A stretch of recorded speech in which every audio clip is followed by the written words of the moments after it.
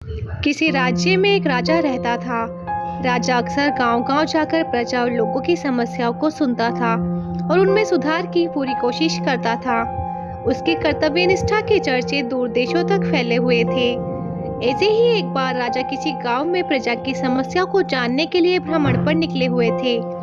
उसी दौरान राजा के कुर्ते का एक बटन टूट गया।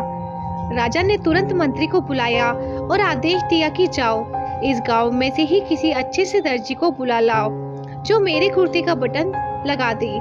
तुरंत पूरे गांव में अच्छे दर्जी की खोज शुरू हो गई। संयोग से उस गांव में एक ही दर्जी था जिसके गांव में ही एक छोटी सी दुकान थी। दर्जी को राजा के पास लाया गया। राजा ने कहा, मेरे कुर्ते का बटन सिल सकते हो? दर्जी ने कहा, जी हुजूर, ये कौन सा मुश्किल काम है। दर्जी ने तुरंत अपने थैले से धागा निकाला और राजा के कुर्ते का बटन लगा दिया।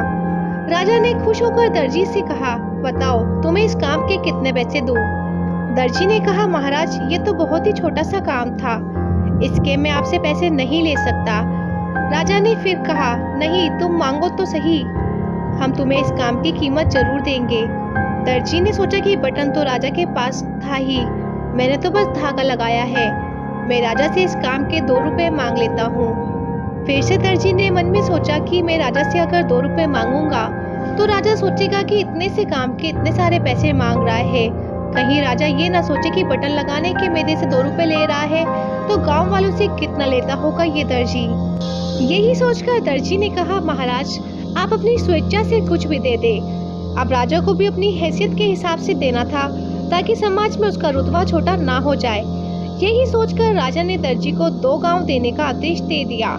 अब दर्जी मन ही मन में सोचने लगा कि कहाँ तो मैं 2 रुपए मांगने की सोच रहा था और कहाँ राजा ने 2 गांवों का मालिक मुझे बना दिया। दोस्तों, हम लोग भी उस दर्जी के समान अपनी क्षमता से सोचते हैं और भगवान से कुछ ना कुछ अपनी हैसियत से मांगते हैं, लेकिन क्या पता ईश्वर हमको उसकी देने की क्षमता के अनुसार कुछ अच्छा और बड़ा देना चाहता हो।